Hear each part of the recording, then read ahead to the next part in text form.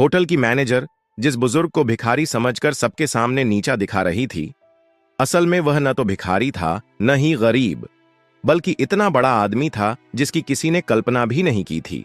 और जब उसकी सच्चाई सामने आई तो ऐसा हुआ कि पूरे होटल के होश उड़ गए। सुबह के ठीक 11 बजे शहर के सबसे बड़े होटल 5 सितारा में एक बुजुर्ग साधारण कपड़े पहने हुए होटल की ओर बढ़ रहे थे। नाम था गंगा प्रसाद। उनके हाथ में एक पुराना सा झोला था, लेकिन जैसे ही वो होटल के गेट पर पहुंचे, गार्ड के माथे पर तुरंत शिकन आ गई। गार्ड ने सामने आकर रास्ता रोकते हुए कहा, बाबा, आप यहां कहां आ गए? क्या काम है आपका यहां? गंगा प्रसाद ने हल्की मुस्कान के साथ कहा, बेटा, मेरी यहां बुकिंग है, बस उसी के बारे में पूछना था। गार्ड ने हंसते हुए अपनी साथी से कहा, अरे देखो तो, बाबा कह रहे हैं इनकी यहां बुकिंग है। गार्ड ने फिर गंगा प्रसाद से कहा, बाबा देखो, आपसे जरूर कोई गलती हुई है। शायद आपको किसी ने गलत पता दे दिया है, क्योंकि यह होटल बहुत ही लग्जरी है। बड़े बड़े बाबू लोग आते हैं यहां, कोई आम आदमी इसको अफोर्ड नहीं कर सकता। इतने में होटल की रिसेप्शनिस्ट राधा कपूर ने यह बातचीत सुन ली। उसने अपनी नजरें गंगा प्रसाद पर डालीं, सिर से पांव तक उन्हें देखा और होठों पर हल्की मुस्कान तैर गई। वह मुस्कान स्वागत की नहीं, बल्कि ताने और उपेक्षा की थी। राधा ने कहा, बाबा, मुझे नहीं लगता कि आपकी कोई बुकिंग इस होटल में होगी। यह होटल बहुत महंगा है, शायद आप गलत जगह आ गए हैं। गंगा प्रसाद ने उसी सहजता से जवाब दिया, बेटी, एक बार चेक तो कर लो, शायद मेरी बुकिंग यहीं हो। राधा ने लापरवाही से कंधे उचकाए और कहा, ठीक है बाबा, इसमें समय लगेगा, आप वेटिंग एरिया में जाकर बैठ जाइए। गंगा प्रसाद ने सिर हिलाया और धीरे धीरे वेटिंग एरिया की ओर बढ़े। लॉबी में मौजूद कई गेस्ट उन्हें अजीब नजरों से घूर रहे थे। किसी ने धीरे से कहा, लगता है मुफ्त का खाने आया है। कोई और बोला, इसकी तो औकात भी नहीं है कि यहां का एक गिलास पानी भी खरीद सके। गंगा प्रसाद ने यह सब सुना, लेकिन वे चुप रहे।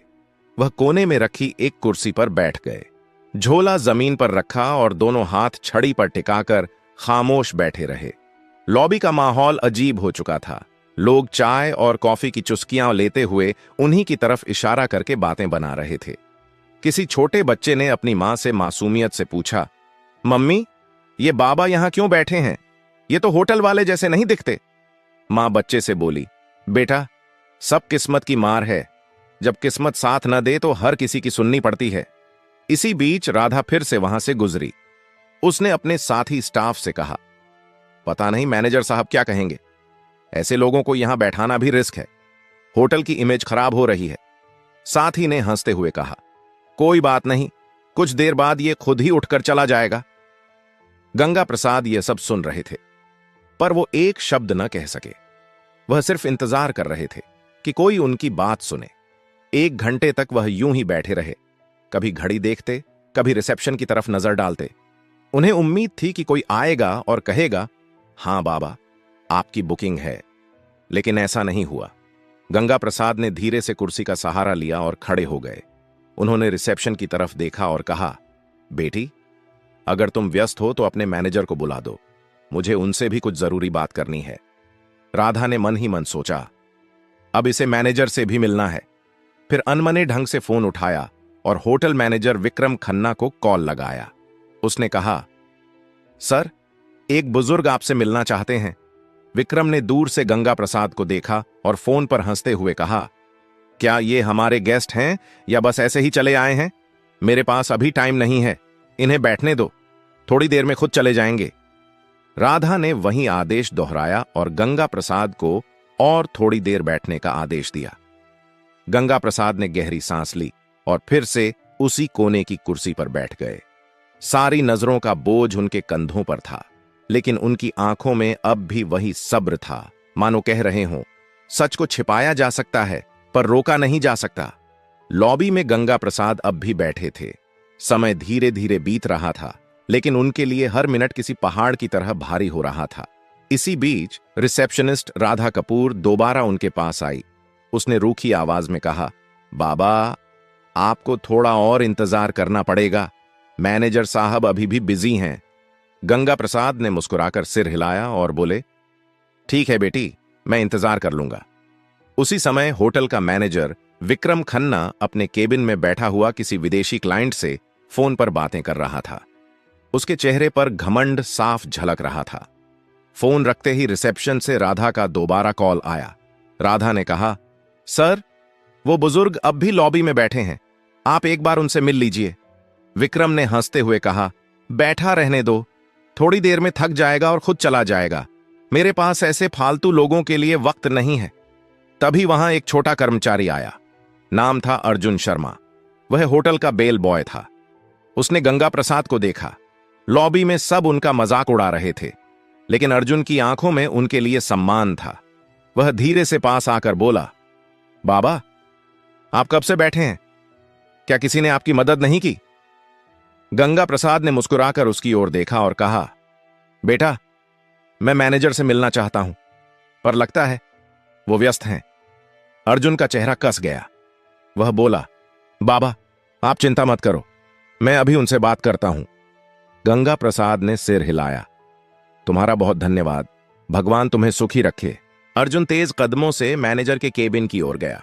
दरवाजे पर पहुंचते ही उसने नॉक किया और अंदर चला गया।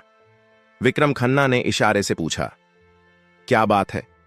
अर्जुन ने आदर से कहा, सर, लॉबी में एक बुजुर्ग बैठे हैं, वो आपसे मिलना चाहते हैं। विक्रम ने भौहें चढ़ाईं और ठंडी आवाज में बोला, अर्जुन, तुम्हें कितनी बार कहा है कि फालतू लोगों से दूर रहो। वो कोई गेस्ट नहीं है, शायद भूला भटका कोई आया है। अर्जुन ने धीरे से कहा, लेकिन सर, उन्होंने कहा है कि उन्हें आपसे जरूरी बात करनी है। विक्रम हंस पड़ा, अरे, जरूरी बात? तुम्हें अंदाजा भी है यहां कितने करोड़ का कारोबार होता है, और तुम मुझे ऐसे बाबा से मिलवाना चाहते हो? अर्जुन चुप रहा, लेकिन अंदर से दुखी था। उसने सोचा, इंसान को उसकी शक्ल देखकर कैसे ठुकराया जा सकता है? क्या बड़े पद पर बैठने से किसी को इंसानियत भूल जानी चाहिए? विक्रम ने सख्त आवाज में कहा, अर्जुन, तुम अपना काम करो, यह मामला तुम्हारे बस का नहीं है। अर्जुन ने सिर झुकाया और बाहर चला आया। लॉबी में लौटते ही उसने गंगा प्रसाद की ओर देखा। उनकी आंखों में धैर्य अब भी था। अर्जुन उनके पास बैठ गया और बोला, बाबा, मैंने कोशिश की, लेकिन मैनेजर साहब अभी नहीं मिलना चाहते। गंगा प्रसाद ने मुस्कुराकर उसके कंधे पर हाथ रखा और बोले, कोई बात नहीं बेटा, तुमने कोशिश की, यही मेरे लिए काफी है। अर्जुन की आंखें भर आईं। उसे महसूस हुआ कि यह बुजुर्ग कोई आम इंसान नहीं है। उनकी सादगी में एक अजीब सी ताकत छिपी थी। लॉबी का माहौल अब और भी भारी हो चुका था। लोगों के ताने और ठहाके, गंगा प्रसाद की खामोशी और अर्जुन की बेचैनी सब मिलकर एक अजीब तस्वीर बना रहे थे। करीब 1 घंटा बीत चुका था। गंगा प्रसाद अब भी उसी कुर्सी पर बैठे थे। उन्होंने धीरे से आंखें बंद कीं और सोचा, धैर्य रखना ही असली ताकत है। लेकिन अब समय आ गया है कि सच्चाई सामने आए। होटल की घड़ी ने 12:30 बजाए। गंगा प्रसाद अब और चुपचाप बैठ नहीं पाए। उन्होंने धीरे से अपनी छड़ी उठाई, झोला कंधे पर टांगा और रिसेप्शन की तरफ बढ़ गए। लॉबी में बैठे कई लोगों ने फिर से ताने कसे, देखो देखो, बाबा अब मैनेजर से लड़ने जा रहे हैं। रिसेप्शन पर खड़ी राधा कपूर ने उन्हें आते देखा। उसने झुंझलाकर कहा, बाबा, आपको कहा था ना इंतजार कीजिए, मैनेजर अभी बिजी हैं। गंगा प्रसाद ने उसकी ओर देखा और नरम आवाज में बोले, बेटी, बहुत इंतजार कर लिया, अब मैं खुद ही उनसे बात कर लूंगा। इतना कहकर गंगा प्रसाद सीधा मैनेजर विक्रम खन्ना के केबिन की ओर बढ़े। लॉबी में खामोशी छा गई। सबकी नजरें उसी तरफ टिक गईं। हर कोई देखना चाहता था कि आगे क्या होने वाला है। जैसे ही गंगा प्रसाद ने केबिन का दरवाजा खोला, विक्रम अपनी घूमने वाली कुर्सी पर अकड़ के साथ बैठा था। उसने भौहें चढ़ाते हुए कहा, हां बाबा, बताइए, इतना शोर क्यों मचा रखा है? क्या काम है आपको? गंगा प्रसाद ने धीरे से झोला खोला और उसके अंदर से एक लिफाफा निकाला। उसे आगे बढ़ाते हुए बोले, ये मेरी बुकिंग और होटल से जुड़ी कुछ डिटेल हैं, कृपया एक बार देख लीजिए। विक्रम ने हंसते हुए लिफाफा हाथ में लिया, लेकिन खोले बिना ही टेबल पर पटक दिया। उसकी हंसी में अहंकार साफ झलक रहा था। उसने कहा, बाबा, जब किसी इंसान की जेब में पैसे नहीं होते हैं तो उसे बुकिंग जैसी बड़ी बड़ी बातें करना बिल्कुल बेकार है। मुझे आपके जैसे लोगों की शक्ल देखकर ही पता चल जाता है कि आपके पास कुछ नहीं है। ये होटल आपके बस का नहीं है। बेहतर होगा आप यहां से चले जाएं। गंगा प्रसाद ने उसकी आंखों में देखा। उनकी आवाज अब गहरी और गंभीर हो चुकी थी। उन्होंने कहा, बेटा, बिना देखे कैसे तय कर लिया? एक बार इन कागजों को देख तो लो। सच्चाई अक्सर वैसी नहीं होती जैसी दिखती है। विक्रम कुर्सी पर पीछे झुक गया और जोर से हंसते हुए बोला, बाबा, मुझे किसी कागज को देखने की जरूरत नहीं है। मैं सालों से इस होटल को संभाल रहा हूं। लोगों की शक्ल देखकर ही पहचान लेता हूं कि किसकी क्या औकात है। आपकी शक्ल कहती है आपके पास कुछ भी नहीं है।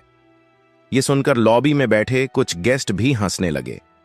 गंगा प्रसाद ने गहरी सांस ली, लिफाफा टेबल पर रखा और शांत स्वर में बोले, ठीक है, जब तुम्हें यकीन नहीं है तो मैं चला जाता हूं, लेकिन याद रखना, जो तुमने आज किया है उसका नतीजा तुम्हें भुगतना पड़ेगा।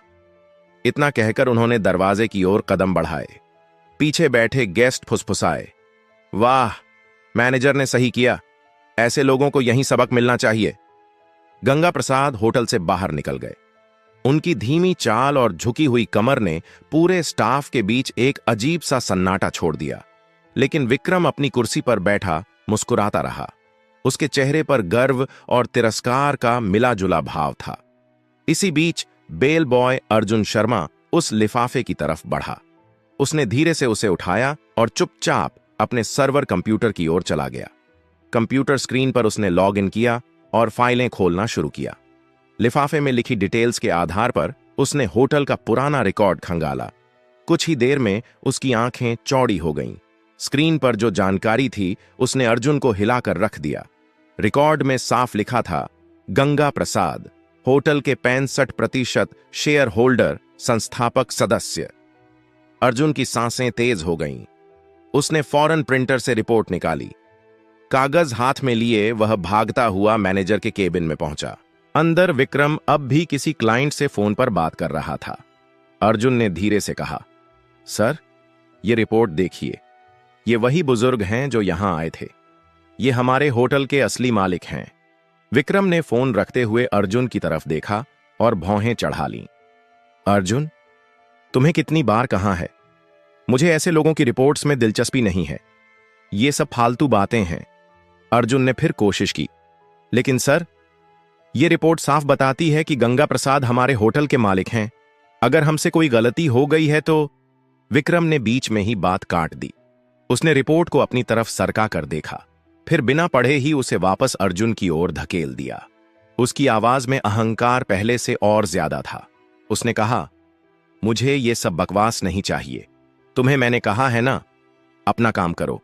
ये होटल मेरी मैनेजमेंट स्किल से चलता है, किसी पुराने बाबा की दान दक्षिणा से नहीं। अर्जुन हैरान रह गया।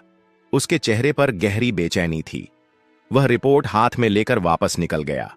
लॉबी में आते ही उसने गंगा प्रसाद को याद किया। उनकी आंखों की गहराई, उनका धैर्य।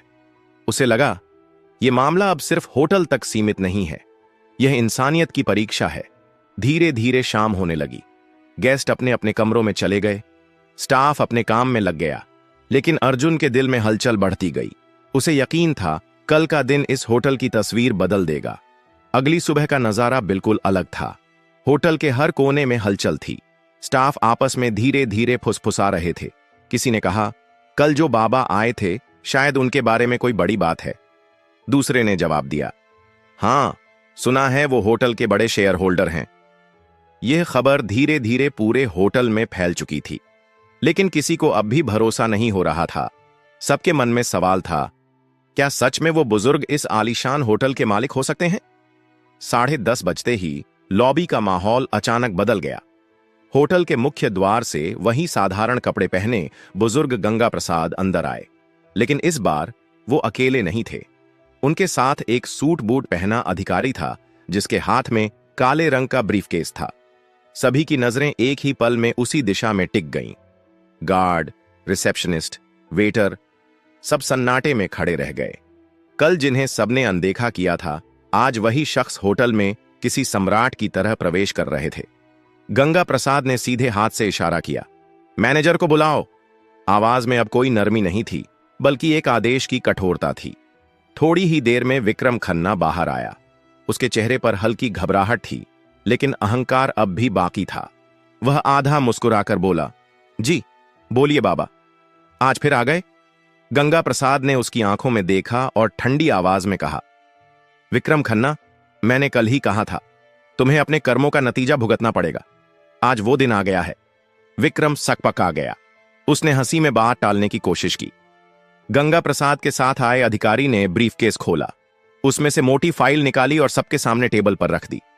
उसने जोर से कहा, ये डॉक्यूमेंट्स साफ बताते हैं, इस होटल के 65% शेयर गंगा प्रसाद के नाम पर हैं, असल मालिक वही हैं। पूरा स्टाफ स्तब्ध रह गया।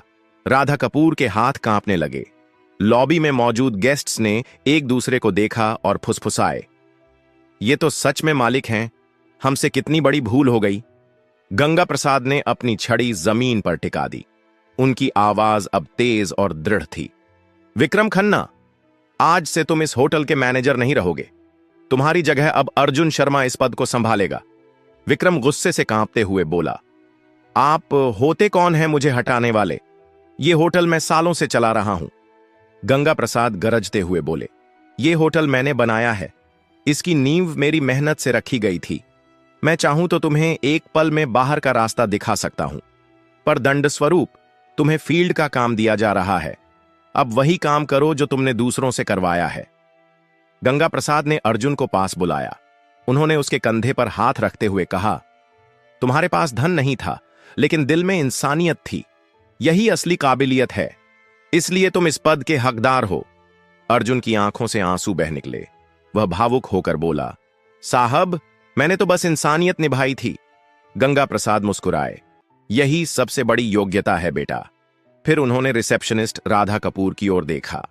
उनकी नजर इतनी कठोर थी कि राधा कांप गई।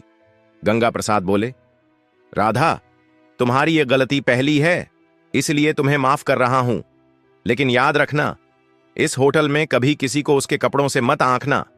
हर इंसान की इज्जत बराबर है। राधा ने हाथ जोड़ लिए और रोते हुए कहा, मुझे माफ कर दीजिए, आगे से ऐसा कभी नहीं होगा। गंगा प्रसाद ने चारों तरफ देखा और ऊंची आवाज में कहा, सुन लो सब लोग, यह होटल सिर्फ अमीरों का नहीं है। यहां इंसानियत ही असली पहचान होगी। जो भी अमीर गरीब का फर्क करेगा, वो इस जगह पर रहने लायक नहीं होगा। लॉबी में मौजूद गेस्ट्स ने जोरदार तालियां बजाईं। हर कोई गंगा प्रसाद को सम्मान की नजरों से देख रहा था। जो कल तक उन्हें तुच्छ समझ रहे थे, आज वही उनके आगे झुक गए। गंगा प्रसाद ने अंत में कहा, असली अमीरी पैसे में नहीं, सोच में होती है। अगर सोच बड़ी हो तो इंसान खुद ही बड़ा बन जाता है। इतना कहकर वह अधिकारी के साथ होटल से बाहर निकल गए। पीछे खड़े स्टाफ और गेस्ट्स देर तक उनकी ओर देखते रहे और मन ही मन सोचते रहे, मालिक ऐसा होना चाहिए जो दूसरों को उनकी इंसानियत से पहचाने, ना कि उनके कपड़ों से। उस दिन के बाद होटल का माहौल पूरी तरह बदल गया। स्टाफ अब हर गेस्ट के साथ सम्मान से पेश आता। लोग कहते, गंगा प्रसाद ने सिर्फ होटल नहीं बनाया, बल्कि इंसानियत की नींव भी रखी है।